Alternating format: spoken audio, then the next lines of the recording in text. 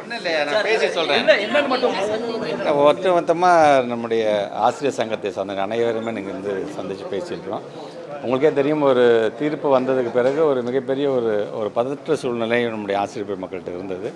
உடனே நம்முடைய மாண்பு தமிழ்நாட்டு முதலமைச்சர் ஜெர்மனியில் இருந்தாலும் உடனடியாக கூப்பிட்டு எல்லாத்தையும் கூப்பிட்டு அவர் ஆலோசனை நடத்திட வேண்டும், நம்பிக்கை வார்த்தைகள் தந்திட வேண்டும், வார்த்தைகளாக மட்டும் இருக்க விட செயல்பாட்டில் நம்ம காட்டிட வேண்டும் என்று சொன்னார். 48 மணி நேரத்தில் எல்லாத்தையும் கூப்பிட்டு நாங்கள் பேசினோம்.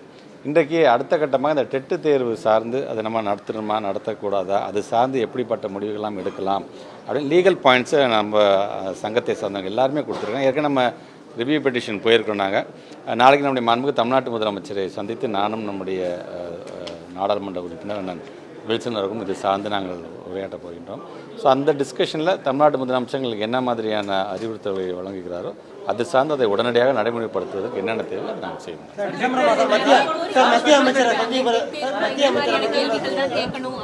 நிறைய டிஸ்கஸ் பண்ணிட்டோம், அதெல்லாம் இப்போ எல்லாத்தையுமே சொல்ல முடியாது, நாளைக்கு சொல்கிறோம்.